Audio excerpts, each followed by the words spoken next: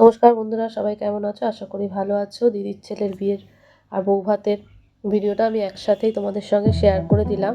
কেন দিদি অসুস্থ ছিল বলে বেশি ভিডিও করতে পারিনি। যারা আমার পুরনো বন্ধু তারা তো জানোই, ও হসপিটালে ভর্তি করা হয়েছিল, ওকে নার্সিংহোমে আর কি।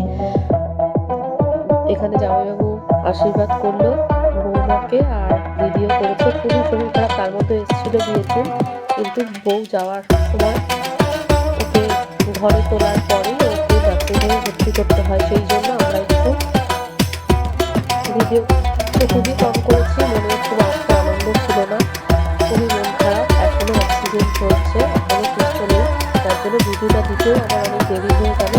ওকে নিয়ে যাওয়া হয়েছিল খুব জোর করে। যাই হোক, মুখে দেখে বুঝতেই পারছো, মুখ ফলা ওকে জোর করে একটু ফুচকা খাওয়ানো হয়েছিল, কিছু খাবার খাইনি। তারপরের দিন থেকেই ওর আরও শরীর খারাপ হতে শুরু করে। সেই জন্য ভিডিওটাতে আমি বেশি কথা না বলে ভিডিও যা যা করেছিলাম সেইটুকুই তোমাদের সঙ্গে শেয়ার করলাম। যদি ভিডিওটা ভালো লাগে লাইক শেয়ার কমেন্ট করতে ভুলো না বন্ধুরা। হসপিটালে গিয়ে একটু ভিডিও করেছিলাম, সেটাও তোমাদের সঙ্গে শেয়ার করেছি, তোমরা দেখতে থাকো।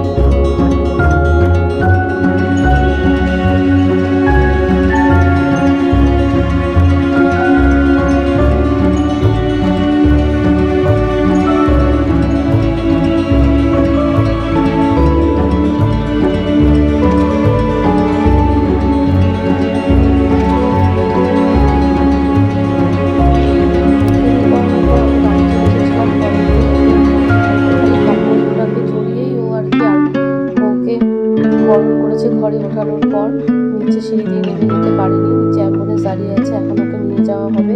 সবারই মন খারাপ সেই জন্য। তার মধ্যেও একটু ভিডিও করে নেওয়া হয়েছিল। ওকে দেখে বুঝতেই পারছো কতটা অসুস্থ। যাই হোক, ভিডিওটা তোমরা দেখতে থাকো। ভিডিওটা ভালো লাগলে লাইক শেয়ার কমেন্ট করে দিও বন্ধুরা।